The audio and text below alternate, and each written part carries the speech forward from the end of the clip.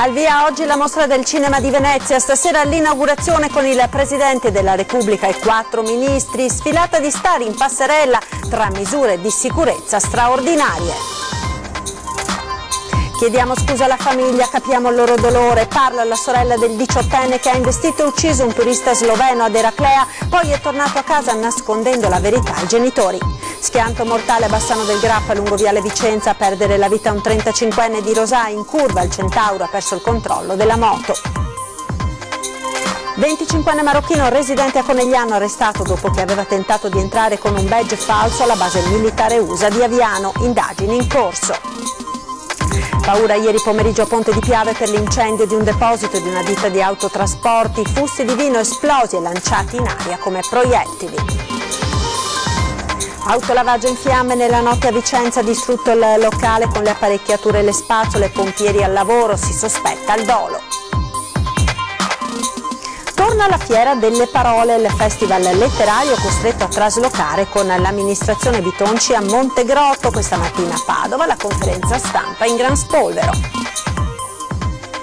Buongiorno ai nostri telespettatori, ben ritrovati con la prima edizione dei nostri telegiornali. In primo piano l'apertura della mostra del cinema di Venezia, questa sera ci sarà l'inaugurazione ufficiale del festival con il Presidente della Repubblica Mattarella e 4 ministri e poi la sfilata di star in passerella. Ovviamente sia la città storica Venezia sia il Lido sono blindatissimi con misure di sicurezza eccezionali per l'allerta terrorismo, ma sentiamo subito i dettagli in diretta telefonica da Tiziana Bolognani. Buongiorno Tiziana. Sì, buongiorno dal Lido di Venezia, poderosamente blindato per la 74esima edizione della Mostra del Cinema, l'inaugurazione del grande evento questa sera alle 19 con la cerimonia di apertura, cui è atteso il Presidente della Repubblica Sergio Mattarella, che non calcherà il red carpet ma sarà accompagnato dai ministri Franceschini, Padoan, De Vincenti e dalla sottosegretaria alla Presidenza del Consiglio Maria Elena Boschi. Il volo presidenziale atterrerà al Marco Polo alle 18, subito dopo il trasferimento al Lido, il cui accesso è vigilato da un doppio cordone di sicurezza disposto in 2 zone riconoscibili dai colori arancione e rosso. Stamattina in prefettura lo staff del cerimoniale del Quirinale ha partecipato alla riunione del Comitato Ordine e Sicurezza Pubblica, convocato per la rifinitura degli ultimi dettagli della visita di Mattarella, che domani, prima di lasciare Venezia, visiterà anche la Biennale. Inutile dirvi che le misure di sicurezza sono imponenti e i dispositivi interessano tutte le forze dell'ordine, anche in borghese. Al Lido sono piazzati i tiratori scelti, mentre vicino al Palazzo del Cinema dell'ex Casinò è attiva la sala operativa Interforze. Qui al Lido è già tutto esaurito, c'è grande attesa per l'evento di questa sera, si parte col botto con Matt Damon, interprete di Downsizing. A voi. E naturalmente questa sera torneremo a parlare della mostra del cinema con collegamenti in diretta dal Lido nelle varie edizioni dei nostri telegiornali. Ora restiamo nel veneziano ma andiamo ad Eraclea con la vicenda che ieri ha scosso il litorale, l'investimento da parte di un giovane, di un turista sloveno che è deceduto, il ragazzo poi è fuggito. Chiediamo scusa alla famiglia, capiamo il loro dolore, a parlare la sorella di Alberto Ciani, il 18enne che appunto ha investito e ucciso il turista sloveno e poi è tornato a casa nascondendo la verità ai genitori.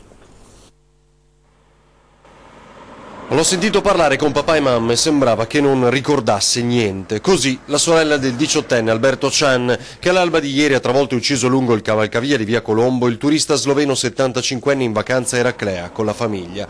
Dopo l'incidente il neopatentato ha proseguito sino a casa svegliando i genitori per raccontare di un piccolo incidente. Sono stati proprio loro insospettiti a ripercorrere la strada e scoprire la gravità di quanto avvenuto e denunciare il figlio. Forse Alberto è tornato a casa per lo sciocco, magari per un'amnesia, dice ancora la sorella, che racconta di un fratello però con lo sguardo perso nel vuoto. Siamo dispiaciuti per la famiglia di Egon Kazze, capiamo il dolore, aggiunge la giovane, speriamo possano trovare pace.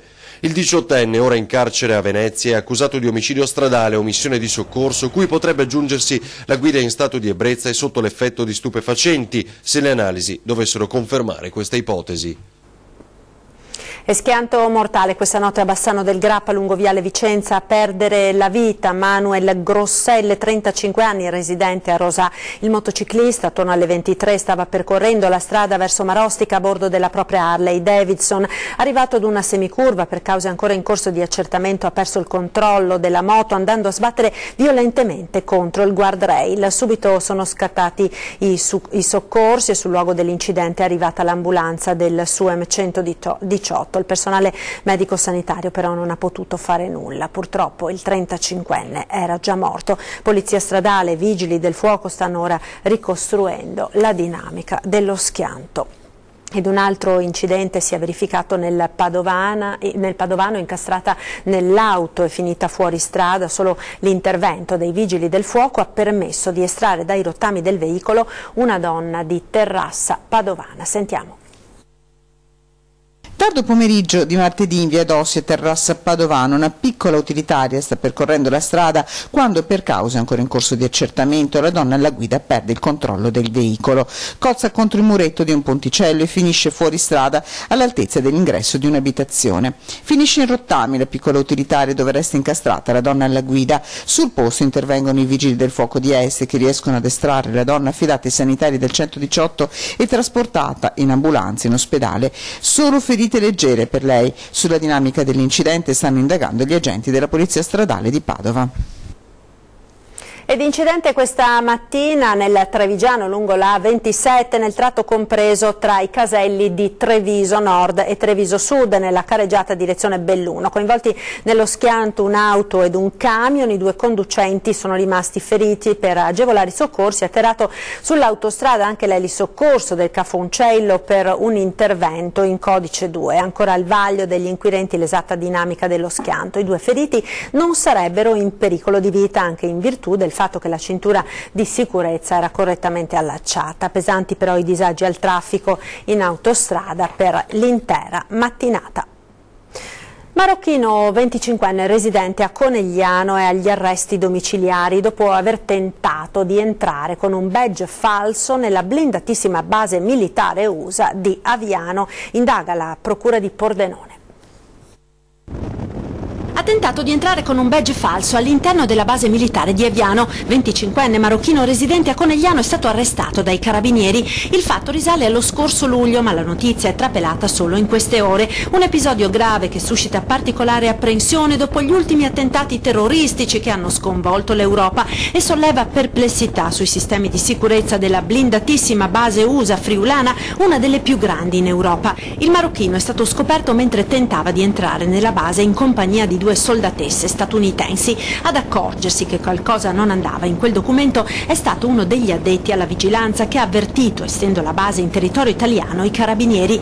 Dagli accertamenti si è scoperto che il badge era falso e che con quel documento il marocchino era già entrato nella base. Che cosa volesse fare oggetto di indagini, se avesse una relazione con una delle soldatesse oppure se quel badge falso gli serviva per avere accesso alla blindatissima struttura militare per altri scopi, domande alle quali le indagini coordinate dalla Procura di Pordenone stanno cercando di dare una risposta. L'uomo, al quale sono stati sequestrati PC e cellulare, è ora agli arresti domiciliari. A Porta di Piave, ora dove nel tardo pomeriggio di ieri un incendio in un deposito di una ditta ha causato parecchia apprensione. Ad esplodere ed essere lanciati in aria come proiettili dei fusti di vino. Sentiamo. È successo che una rotoballa di paglia ha preso fuoco, l'incendio si è propagato alla struttura del capanno e tutto l'insieme ha preso fuoco. Ponte di Piave, poco dopo le 6 del pomeriggio, un'altra colonna di fumo si alza dal piazzale posteriore della ditta di autotrasporti Narder in via Campagne. Qui, in un deposito di materiale vario con cartone e vecchie cisterne in vetroresina, ci sono anche diversi bancali con fusti di vino vuoti. Il calore delle fiamme avvolge i bancali e l'alta temperatura fa esplodere i fusti, contenenti ancora alcol ed anidride carbonica, scagliandoli in aria come proiettili impazziti, lanciandoli anche a notevole distanza sui campi circostanti, fin sulla statale Postumia. Preoccupati giungono sul posto diversi abitanti, mentre accorrono 4 squadre dei vigili del fuoco da Treviso e Motta di Livenza. I fusti che contenevano del vino in parte vuoti sono con il calore esplosi Adesso stiamo smassando tutto quanto e mettiamo in sicurezza l'area.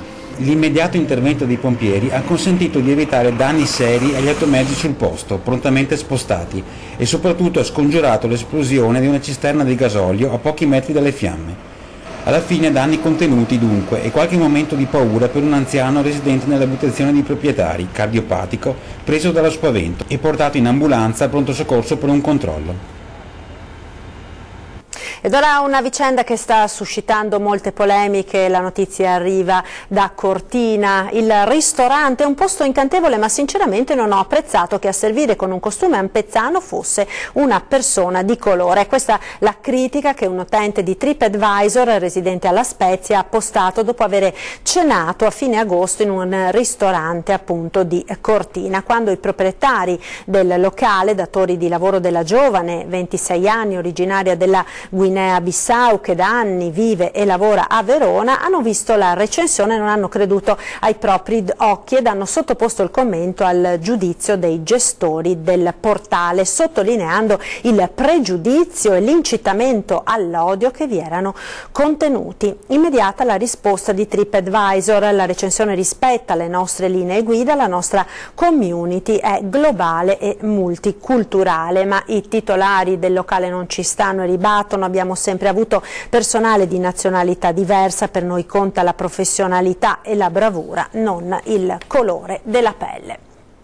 E restiamo nel bellunese, una notizia di pochi minuti fa: allarme antrace al municipio di Cesio Maggiore. L'onorevole pentastellato Federico D'Inca fa sapere che mentre era a colloquio con il sindaco Claudio Zanella all'apertura di una busta di corrispondenza indirizzata al comune, il primo cittadino ha trovato una sospetta polvere bianca. È scattato, così come si vede appunto dalle immagini, l'immediato allarme con l'intervento dei vigili del fuoco e i militari dell'Arma dei Carabinieri. Sopralluogo per analizzare la polvere sospetta ed isolare l'intero stabile, mettendo in sicurezza i dipendenti. Ed ora il caso decisamente inconsueto in cui si sono imbattuti gli impiegati dell'ufficio anagrafe del comune di Castelfranco Veneto di fronte ad una banale, almeno in teoria, richiesta di residenza. Sentiamo. Ha chiesto all'ufficio anagrafe di Castelfranco Veneto di essere registrato come moglie del suo compagno, pur essendo di sesso maschile. La loro unione in realtà è stata riconosciuta come un vero e proprio matrimonio in Spagna e, forte di questa legittimazione, l'individuo, un brasiliano con sembianze femminili anche se fisicamente ancora uomo a tutti gli effetti, ha richiesto contestualmente alla residenza nella città del Giorgione di comparire come legittima moglie del marito, un pilota di linea. Un caso che ha spiazzato il personale dell'anagrafe. Dirigente e impiegati hanno spiegato al cittadino che il matrimonio spagnolo tra due persone dello stesso sesso equivale all'unione civile italiana e che non è possibile registrare uno dei due con un genere differente, tanto più che dal passaporto risulta formalmente un maschio. Soluzione: tornare in Brasile per chiedere il cambio di genere sul documento, che nel paese sudamericano è fattibile anche senza essersi sottoposti a un intervento chirurgico. Chiaro che se tornasse come donna non varrebbe più l'unione civile, un caso limite destinato a far discutere anche a livello legale. Autolavaggio in fiamme nella notte a Vicenza, si sospetta il dolo. Sentiamo i dettagli al telefono, ci aggiorna Gabriella Basso. Buongiorno da Vicenza, dove verso le 2 di questa notte i vigili del fuoco sono stati chiamati da un passante per un intervento in via Fratelli Bandiera a Vicenza. È andato a fuoco un autolavaggio, le fiamme che si sono rapidamente propagate hanno interessato il locale adibito al controllo delle apparecchiature e tutte le spazzole dell'impianto. Le cause del rogo sono al momento al vaglio sia dei vigili del fuoco che della Polizia di Stato, ma non si esclude il dolo. Le operazioni di completo spegnimento e messa in sicurezza del posto sono terminate dopo circa un'ora e mezza. Da Vicenza per il momento è tutto, la linea può tornare allo studio. Ed ora a Venezia con il fenomeno delle borseggiatrici che non accenna a diminuire, ed ora anche l'essere incinta o aver appena partorito sembra non garantire appunto più l'impunità alle borseggiatrici, contrariamente a quanto avveniva in passato. Per le borseggiatrici che infestano la zona di fronte alla stazione ferroviaria di Venezia la musica è cambiata. Arrestate dalla polizia municipale 3 giovani ladre professioniste provenienti da Milano resteranno in carcere, compresa una di loro che già scoperta a sottrarre valori lo scorso luglio quando era incinta di 9 mesi, oggi è mamma di un bambino di appena 20 giorni. Il che questa volta non le risparmierà un soggiorno con le amiche nel penitenziario della Giudecca. Inutili tentativi dei parenti della 25enne bosniaca di impietosire i vigili accompagnando il neonato al comando di Santa Chiara. Al processo per direttissima il giudice l'ha condannata a 1 anno di carcere senza la possibilità di condizionale perché più volte recidiva. La stessa pena è stata inflitta anche alle colleghe. Alla neomamma è stato concesso di allattare il piccolo ma rimanendo in cella. La proverbiale inefficienza della pubblica amministrazione talvolta non si ferma neppure di fronte alla morte. Sentite cosa è successo. La processione funebre che dopo la messa stava accompagnando all'ultima dimora un pensionato 76enne di Marconna si è dovuta fermare di fronte a un ostacolo inatteso. I cancelli del cimitero nuovo erano accostati e l'oculo acquistato dalla famiglia per seppellire il loro congiunto era ancora murato. Parenti e amici del defunto si sono così ritrovati ad attendere per 1 ora fuori dal Camposanto, sotto il sole in compagnia del feretro, situazione degna di un romanzo di Italo Svevo. Il dipendente dell'anagrafe, che di solito si occupa di aprire i loculi per le sepolture, era in ferie, spiega il titolare dell'impresa di onoranze funebri, e nonostante gli uffici fossero stati avvisati, nessuno si è ricordato di questa incombenza. Caldo e umidità erano insostenibili, siamo dovuti uscire per cercare un po' di refrigerio. Lo stato psicologico delle circa 50 persone che si apprestavano a seppellire un loro caro credo sia facile da immaginare. In 51 anni di lavoro, assicura, è la prima volta che mi capita una cosa simile. Ed ora linea alla regia per qualche istante di pubblicità, tra poco con la seconda parte del TG.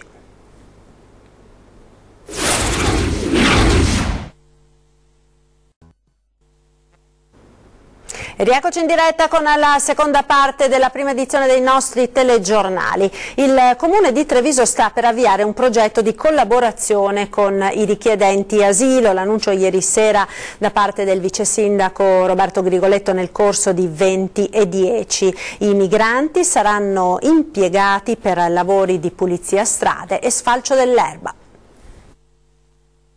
Io penso che questo tipo di intervento, ma anche altri proprio relativi alla pulizia di strade, la raccolta di rifiuti minuti lungo le strade, sia un lavoro che questi richiedenti asilo possono fare. Io credo che alle strutture di accoglienza debba essere chiesto questo tipo di impegno ed è quello che come Comune di Treviso mi intenzione di fare. Un aiuto di questo tipo sarebbe secondo me un grande ritorno di un servizio alla comunità che vedrebbe in tal modo anche una utilità, insomma, nel senso questi sono accolti, sono anche in qualche maniera mantenuti nel territorio. Quante persone pensa?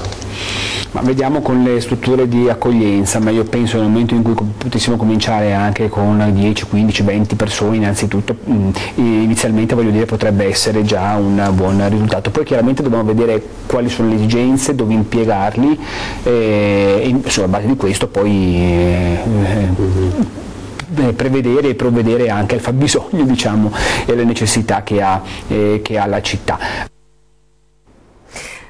Ed ora torniamo nel veneziano per parlare del futuro di Forte Marghera. A breve verranno aperte le buste con il nuovo bando. Tra dubbi e perplessità, sentiamo.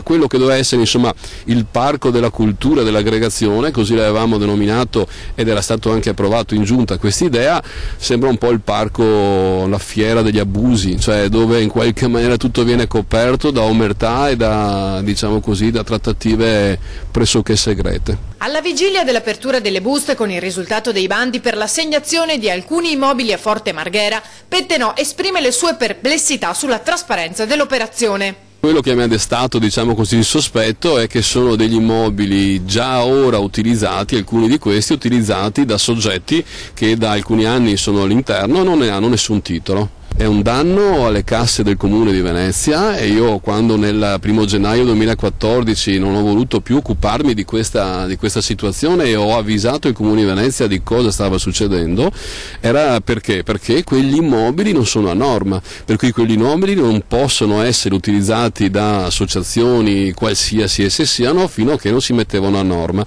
Se i sospetti di Pettenò si riveleranno fondati, lui agirà nell'immediato per chiedere chiarezza. Faccio immediatamente un esposto alla Procura della Repubblica, oltre alla Corte dei Conti, per un danno erariale che è avvenuto e avviene dopo 3-4 anni ormai di occupazione senza titolo, dove soggetti appunto occupano questi spazi, al di là delle loro iniziative insomma, che possono essere buone, positive, ma ne occupano senza titolo, usano energia elettrica, acqua, usano degli spazi del comune, dei cittadini del comune di Venezia senza pagare niente, e credo che questo non sia corretto. Ed ora parliamo di un'iniziativa che ha coinvolto un gruppo di donne operate di tumore al seno. È stata presentata alla Canottieri Mestre al Parco di San Giuliano la squadra rosa che parteciperà ai mondiali di Dragon Boat. Io mi sono ammalata 11 anni fa, avevo un negozio di parrucchiere, pensa che il sabato stavo facendo l'ultima signora perché il lunedì mi operavano e la signora la guardo e sta piangendo e a me è venuto spontaneo di dire dai coraggio, vedrai, non è niente. E la signora mi dice, ma sei tu che devi andare in ospedale, mica io. Ecco, io ho preso la mia malattia così, io sapevo che sarei riuscita vincente. Donne con uno spirito vincente che le ha portate ad affrontare la malattia, il cancro al seno, con grinta e a sconfiggerla. Dare da battagliare al cancro e la vita è nuova. Sono le protagoniste della squadra del Trifoglio Rosa della Lilt di Mestre che gareggerà ai campionati mondiali di Dragon Boat in programma a Venezia dal 3 all'8 settembre. Sono state presentate questa mattina alla Canottieri di Mestre al Parco San Giuliano. È la prima volta che la città ospiterà una rassegna iridata sull'acqua, un'attività, quella del Dragon Boat, che è di grande aiuto per una donna operata al seno. Ho iniziato con entusiasmo questa attività perché appunto fin da subito ho avuto dei benefici importanti, benefici sia a livello fisico, che appunto mi hanno permesso appunto di riprendere la funzionalità del braccio e quindi far pace col mio corpo e iniziare ad avere anche fiducia per il futuro, e appunto benefici psicologici, proprio appunto che è uno degli aspetti più importanti per una donna, soprattutto quando la malattia si presenta in età abbastanza giovane. Bisogna appunto dare il messaggio, soprattutto appunto a quelle un po' più giovani, che con fatica ma impegnandosi si può appunto ritornare dal punto di vista fisico e psicologico quelle che si era prima della malattia. Torna a Padova la Fiera delle Parole, il festival letterario costretto a traslocare con l'amministrazione Bitonci a Montegrotto. Questa mattina la conferenza stampa di presentazione in gran spolvero. Vediamo. Una promessa mantenuta, visto che uno dei primi atti della campagna elettorale di Sergio Giordani era stato proprio un colloquio con l'organizzatrice della Fiera delle Parole, uno dei festival letterari più conosciuti in Veneto, per assicurarle l'appoggio incondizionato al ritorno a Padova della manifestazione. Costretta a traslocare a Montegrotto Terme, dove era stata accolta con il tappetino rosso dal sindaco Riccardo Mortandello, la Fiera delle Parole aveva trovato le porte chiuse dall'ex amministrazione comunale, ritenuta troppo politicizzata, troppo legata all'amministrazione Zanonato e sostituita così con il festival organizzato da Vittorio Sgarbi, che poi si rivelò un flop. Questa mattina a Palazzo Moroni la conferenza stampa per annunciarne il ritorno, alla presenza di Camera di Commercio con il presidente Zilio, dell'università con il rettore Rosario Rizzuto e oltre 10 sindaci del territorio padovano. Ed ora vi ricordo la nostra rubrica dedicata a voi telespettatori, lo dico ad antenna, se volete segnalare disservizi, problemi, qualcosa che non va nel vostro territorio, potete scrivere una mail a redazione@antenna3.it oppure lasciare un messaggio alla segreteria telefonica 0422 0230 898 o ancora inviare un sms o un WhatsApp al 351 1755 340. Saremo come sempre al vostro fianco per risolvere piccoli e grandi problemi. E torna questa sera 20:10, subito dopo i telegiornali, ospiti di Ferdinando Avarino, l'onorevole Federico D'Inca del Movimento 5 Stelle ed Andrea Ferrazzi del Partito Democratico di Venezia. Ed è tutto per questa edizione, vi ringrazio per essere stati con noi. Come sempre al termine del TG un occhio alle previsioni del tempo con il nostro meteo. Buon pomeriggio.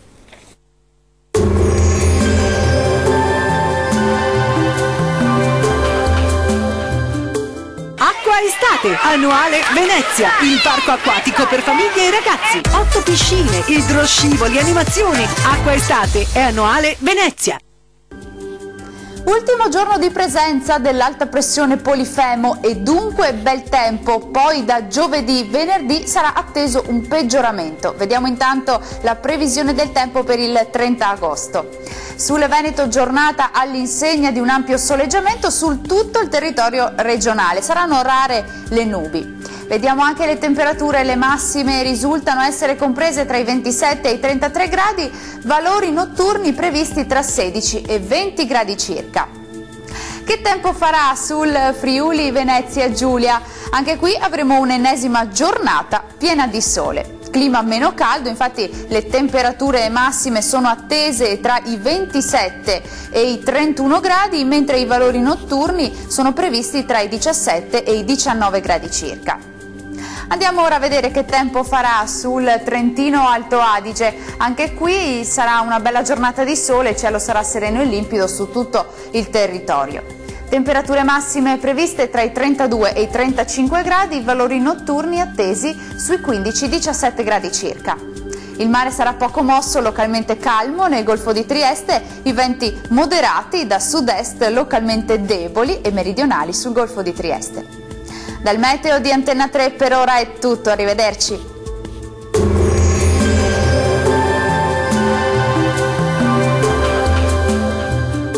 Acqua Estate, annuale Venezia, il parco acquatico per famiglie e ragazzi. 8 piscine, idroscivoli, animazioni. Acqua Estate è annuale Venezia.